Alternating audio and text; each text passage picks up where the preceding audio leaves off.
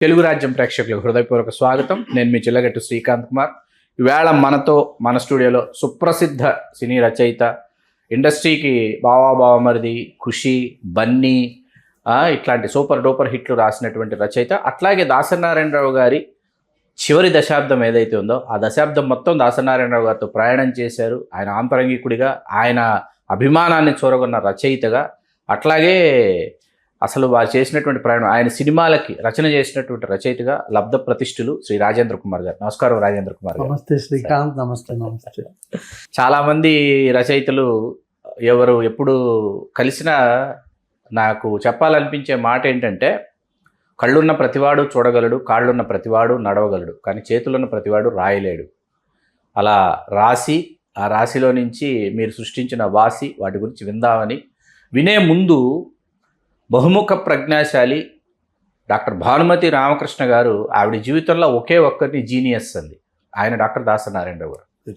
ఆవిడ జీవితంలో ఆవిడ ఒక్కరినే జీనియస్ అన్న బిరుదు ఆవిడ ఒకరికే, ఆ విశేషణం దాసనారాయణరావు గారికే వాడింది. ఆవిడ ఇంకెవ్వరిని ఆవిడ జీనియస్ అని అనలా భానుమతి రామకృష్ణ గారు.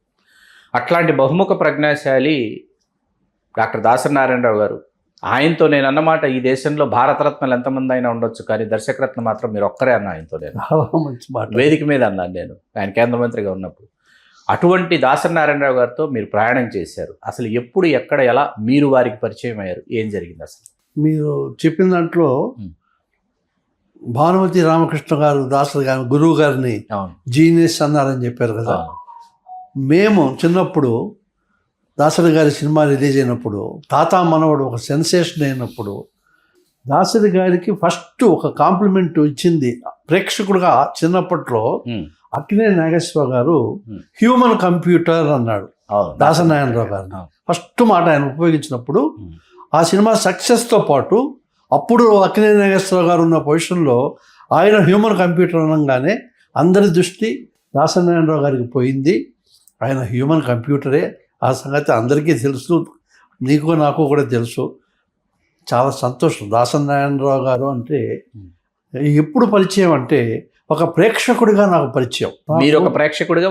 నేను ఒక ప్రేక్షకుడిగా నెల్లూరులో ఉన్నప్పుడు ఆయన తీసిన సినిమాలు తాతా మనవడు, సంసారం సాగరం, బంటోతు భార్య, ఇదెక్కడి న్యాయం, ఆ సినిమాలన్నీ చూస్తూ ఆయన దర్శకుడుగా ఆయనకు నేను ఒక అభిమానిగా ఉన్న రోజుల్లో, తర్వాత అక్కినేని నాగేశ్వరరావు గారు, నేను అక్కినేని నాగేశ్వరరావు గారు కూడా అభిమాని. నాగేశ్వరరావు గారితో ఆయన తీసిన సినిమాలు దేవదాస్ మళ్ళీ పుట్టాడు, రావణుడే రాముడైతే, ఏడంతస్తుల మేడ తొలి హిట్, రాముడు కాదు కృష్ణుడు, ఇంకా వరుసగా రాగదీపం, ఒకటి కాదు రెండు కాదు, చాలా పిక్చర్స్, బాటసారి, ప్రేమాభిషేకం, మేఘ సందేశం, ఒక ప్రవాహం, అలా ప్రవాహంగా ఉండింది. తర్వాత నేను సినిమా ఇండస్ట్రీకి వచ్చినప్పుడు ఆయనతో ప్రత్యక్ష పరిచయం ఎలా జరిగిందంటే, నేను నా రెండో పిక్చరు బావమరిది ఎయిటన్ మోహన్ సీఎం కృష్ణ గారు చేశారు. అవును. వాళ్ళు ఆల్రెడీ అప్పటికే మామగారు సినిమా చేస్తున్నారు. ఆ మామగారి సినిమా మా నెల్లూరులో నంది అవార్డుల ఫంక్షన్ పెట్టారు. నెల్లూరులో దాసనారాయణరావు గారికి ఉత్తమ నటుడు నంది అవార్డు వచ్చింది, జయలలిత వచ్చింది, నంది అవార్డుల ఫంక్షన్. అప్పుడు నేను ఎంటర్ అయినా మోహన్ గారి దగ్గర. సో మా నెల్లూరుకి దాసనారాయణరావు గారు వస్తే అక్కడికి వెళ్తే, ఇతను రాజేంద్ర కుమార్ అండి, మన నెక్స్ట్ పిక్చర్ బావమరిది రైటర్ అని నన్ను ఒక రైటర్గా గురువు గారికి ప్రత్యక్ష పరిచయం ఏర్పడింది. అద్భుతం. అది సూపర్ హిట్ అయ్యి బావమరిది 50 days ఫంక్షను బెజవాడలో చేశారు, ఐలాపురం హోటల్లో. అక్కడ ఆయన చేతుల మీదుగా షీల్డ్ తీసుకున్నాను. అలా మొదలైంది, ఆయనతో పరిచయం మొదలైంది. రైటర్గా ఎలా అంటే, ఆయన ఆదివారం ఆడవాళ్ళకు సెలవు అని ఒక సినిమా ప్లాన్ చేసి రాజా వన్నరెడ్డిని దర్శకుడిగా పెట్టుకున్నప్పుడు, ఆ సినిమాకు సంభాషణ రచయితగా నన్ను పిలిపించి నాకు అవకాశం ఇచ్చారు. అది నేను జీవితంలో మర్చిపోలేదు. గురువు గారేంటి, ఆయన రాయని సంభాషణలా, ఆయన రాయని సినిమాలా, ఆయన ఒక కథ అనుకొని నన్ను పిలిచి, రాజేంద్ర నువ్వు రాయి డైలాగ్స్ అనడం.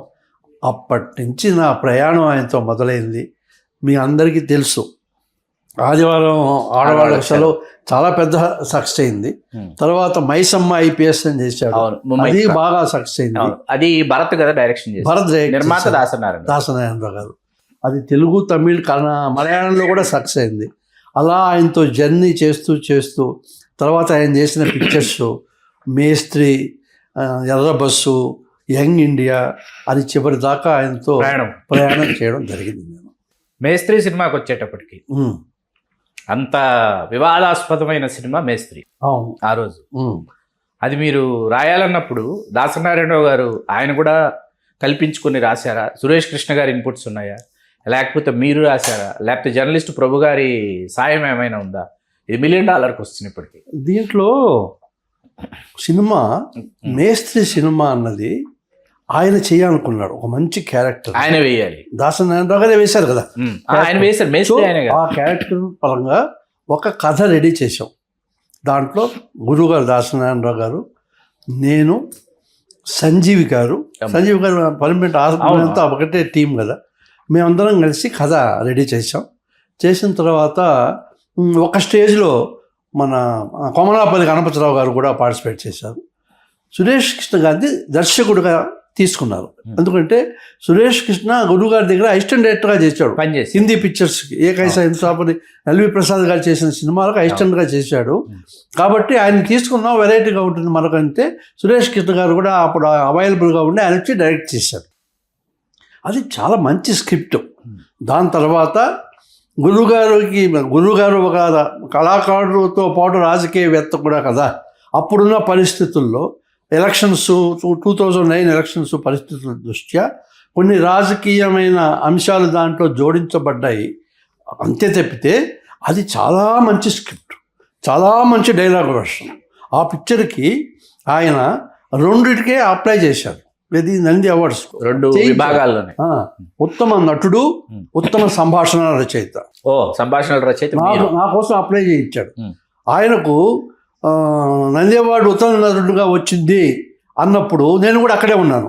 కంగ్రాచులేట్ చేసి జనం అందరూ వస్తుంటే నేను కిందకు వచ్చేస్తే, రాజేంద్ర నిజంగా ఆయన నాతో అన్నమాట ఇది, నీకు కూడా వచ్చుంటే నేను సంతోషపడేవాడిని, ఎక్కువ సంతోషపడేవాడిని అన్నాడు. అవసరం ఏంటన్నా మహానుభావుడు, ఆయనకు నంది అవార్డు వస్తే నీకు కూడా వచ్చుంటే ఎక్కువ సంతోషపడేవాడిని అన్నాడు. ఇదే నాకు నంది అవార్డు, ఆస్కార్ అవార్డు గురుగారు నమస్కారం పెట్టారు. అది ఆ మేస్త్రి సంబంధించిన విషయం.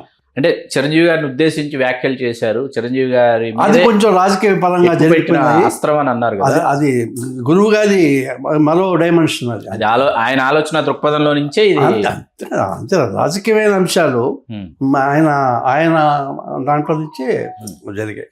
ఆయన పవన్ కళ్యాణ్ గారితో త్రివిక్రమ్ దర్శకత్వంలో చేద్దామని అనుకున్నారు. త్రివిక్రమ్ దర్శకత్వంలో చేద్దామని అనుకోలేదు. పవన్ కళ్యాణ్ అనేవాడు గురుగారి దగ్గరికి వచ్చాడు. గురుగారు అంటే చాలా ఇష్టం, గౌరవం, అందరికీ ఇష్టం గౌరవం కదా, చిరంజీవి గారికి కానీ పవన్ కళ్యాణ్కి కానీ అందరికీ. ఆయన కలిశాడు. కలిసినప్పుడు ఒక సినిమా చేస్తే బాగుంటుంది అనుకుంటే, సంతోషంగా నేను చేస్తాను గురుగారు అన్నాడు. ఎవరు? పవన్ కళ్యాణ్ అన్నారు. చేస్తా అన్నాడు. ఈయన కొన్ని కథలు అది విని, పవన్ కళ్యాణ్ తగ్గట్టుగా ఉండాలి కదా అని చెప్పి కొన్ని కథలు అవి విని రచయితల దగ్గర కొంత హోంవర్క్ జరిగింది. త్రివిక్రమ్ శ్రీనివాస్ ఎప్పుడూ లేడు. హోంవర్క్ జరిగింది. తర్వాత అది మెటీరియలైజ్ కాలే. సినిమా ఇండస్ట్రీలో కొన్ని ముందు వెనక అవుతాయి కదా, అది కార్యరూపం దాల్చలే. కానీ పవన్ కళ్యాణ్తో గురుగారి సినిమా చేస్తుంటే బాగుండేది, ఇద్దరికీ బాగుండేది, చాలా బాగుండేది.